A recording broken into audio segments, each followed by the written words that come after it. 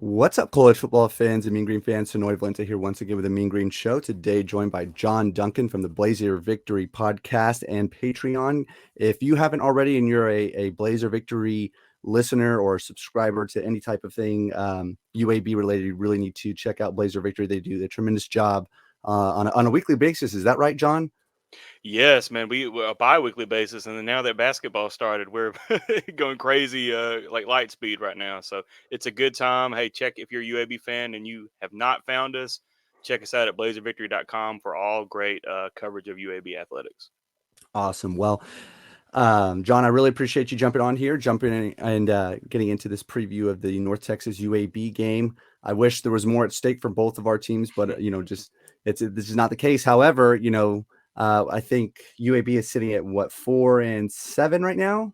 Yes. 4-7. We and North Texas is we're also at 4-7. So I mean, there's 5 wins. It's better than four. So there's somewhat stuff at stake going into the offseason, but jumping right into Jacob Zeno. He really seems like he's the Baylor transfer. It seems like under Dilfer's coaching that he's really starting to hit his stride. But what does he bring to this UAB offense, and what are the thoughts on him? Oh, Jacob Zeno's been incredible. He's setting records left and right at UAB. And hopefully coming back for another year next year at UAB and can set even more records. But I think a lot of the credit has to go to kind of the offensive scheme that Trenton Dilfer and Alex Mortensen have brought to UAB this year.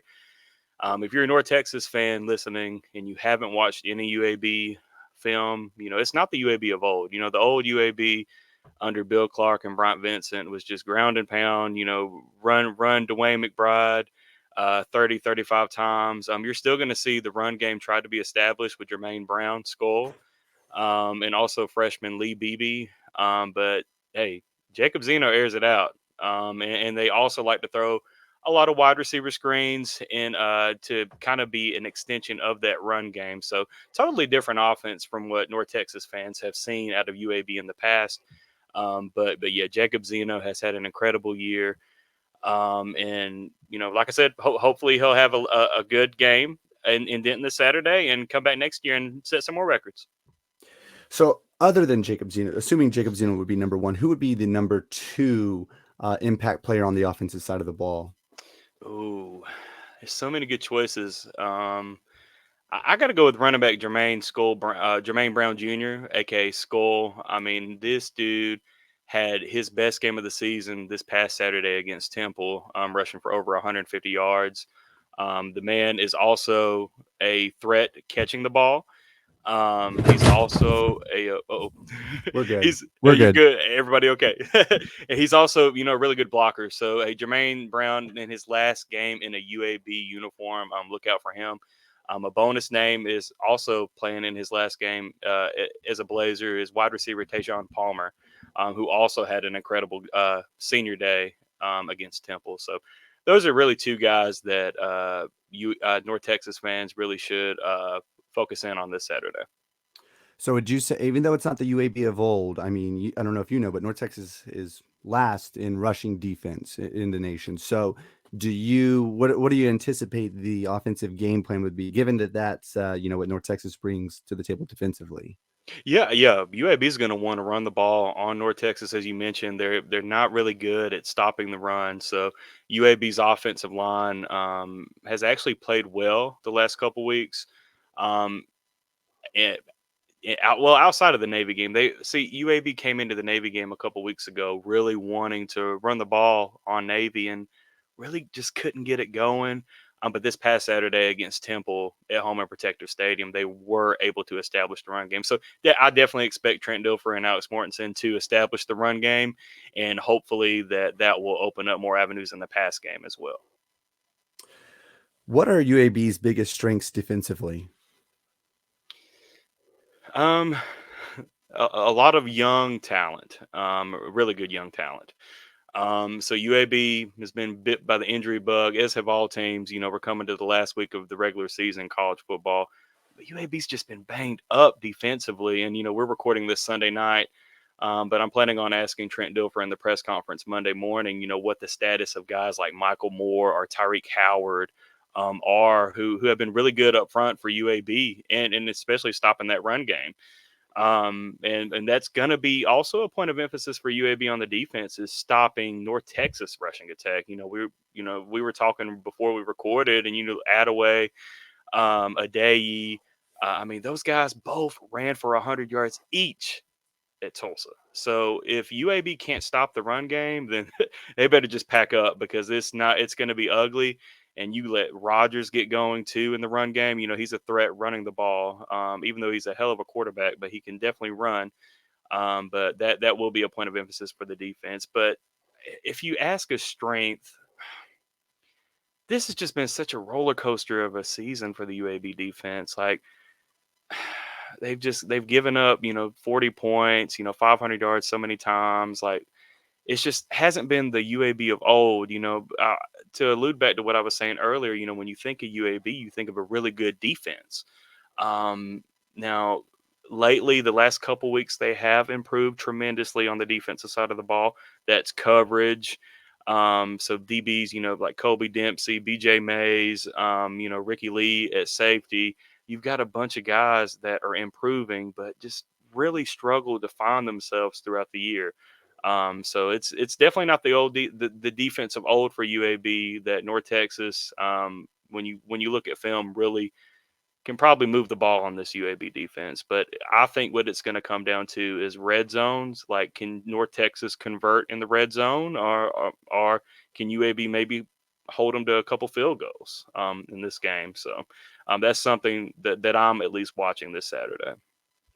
Something that I feel like North Texas is in a situation with, just as far as God-given ability, there's a lot of people do think Rogers is one of the most talented QBs to come through North Texas. Again, just ability-wise, right? Zeno, obviously, I don't know where he would rank amongst all-time ability-wise as UAB, but nevertheless, he's a great quarterback for UAB that we both need to be concerned with a bigger program coming to get either one of these guys, just in today's era. Do you feel like there's pressure on both of programs that we cover, North Texas and UAB, that they need to win next year while both teams have such a marquee QB? Do you feel like that adds a little, because that's the hardest piece to find, Yeah. and both teams have got that, but they don't have a lot of years with these guys. So, is there any thought there having as far as really need to win with Zeno around?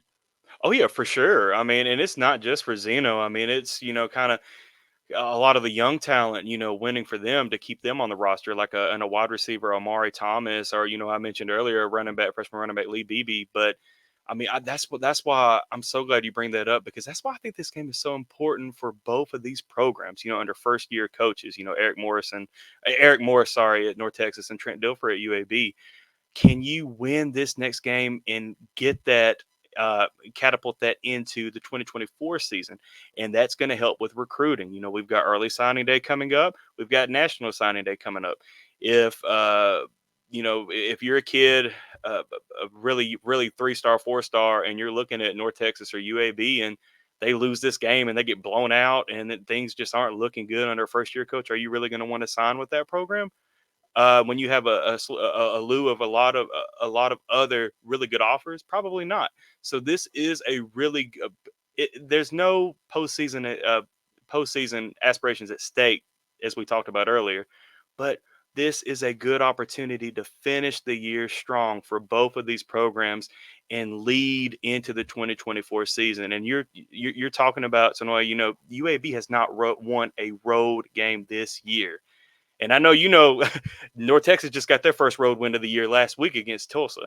So these are really two programs kind of in a similar situation where you've had the roller coaster, the ups and the downs, but it's really trying to find a way to end this season strong on a high note and kind of catapult that into the 2024 season, not only for momentum for the next season, but also for recruiting that, as we both know, is a G5 program. That early signing day is huge. So can you hurry up and get those guys that have said they are really committed to your program and get them signed? And winning this ball game is a great early start to doing that in a couple weeks. Last two questions for you before we get off here. In your opinion, what does North Texas have to do to win this game? And do you have a score prediction for the game? So To be honest, North Texas is a lot like UAB. When North Texas turns the ball over and looks a little sloppy at times on offense, they lose ball games. And UAB's the same way. Like UAB's offense will be in control of the game, and then all of a sudden they'll have a couple series in a row where they throw an interception or have a fumble. So I think the key to North Texas in winning this ball game is forcing Jacob Zeno into, make him uncomfortable in the pocket and send pressure after him and force him into just bad reads, which unfortunately at times, defenses have done that. You look at a couple weeks ago, Navy forced them into 2 interceptions. So if North Texas on defense, you're going to give up some yards to this UAB offense, but if you can hold tight in the red zone and force Zeno into a couple of interceptions and kind of hold onto the ball on the offensive side of the ball, then I do like North Texas's chances in this game. I don't have a score prediction, but I'll plug the podcast. Listen to our Blazer Victory podcast. It should be out Monday evening or Tuesday morning, and that by then I'll have an official score prediction. But I will say that when recording Sunday night, the film that I've seen and just kind of looking overall, I do like North Texas in this ball game in a close one, but I just can't give you an official score prediction right now until I have some more time to think about it. Well, John, thank you as always, and good luck with all your coverage as we go into off season after this game. Always a pleasure. Thank you so much for having me.